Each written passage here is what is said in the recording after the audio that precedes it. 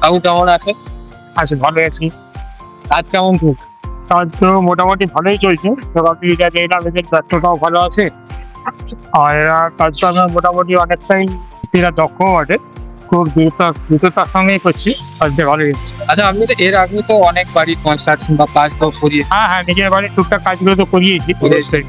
মানে এটা প্রথমবার নয়। না, অনেক কাজ। আজও আপনি কাজ করেছেন তো। হ্যাঁ। সেদিনের যে কাজে মানে বাড়ি সংখ্যা কনস্ট্রাকশন প্রবলেম আজকের যে কাজে আজকের মধ্যে কাজের মধ্যে কি তফাৎ? অ্যারেঞ্জমেন্টের তফাৎ আছে। মানে আমাকে যেমন ইন্ডিভিজুয়ালি যদি আমাকে অ্যারেঞ্জমেন্ট করতে হতো, তাহলে যেমন এই বিভিন্ন কেসগুলো জোগাড় যন্ত্র করা বেশ একটা চাপ থাকে। এটা বেশ মানে হ্যাপাও থাকে, অনেক রকম সমস্যাও তৈরি হয়। হয়তো সময়ে ঢুকলো না, সেই জন্য প্রবলেম তৈরি হয় আরেক সময়। কিন্তু এই ক্ষেত্রে আমি পিজিকে দিয়ে প্রণববিধি করানোর জন্য দেখলাম পিজি কনস্ট্রাকশনের যে মালিক প্রণব বাবু, উনি যখন দায়িত্ব নিলেন তখন আমি দেখলাম যে ব্যাপারটা খুব স্মুথলি হয়ে গেছে। এবং এটা আমার পক্ষে মানে আমার জন্য খুবই ভালো লাগছে যে এটা আমাদের শুধু শুধু হয়রানিগুলো থেকে মুক্তি পাওয়া যায়, অথচ খুব একটা ডিফারেন্স নেই। খরচের ক্ষেত্রে খুব একটা ব্যাপার আসে না, কিন্তু আমি যা দেখছি এখনো পর্যন্ত। ভবিষ্যতে কি হবে জানি না, কিন্তু এখনো পর্যন্ত বেশ ভালো পথে আমি রেজাল্ট ভালো।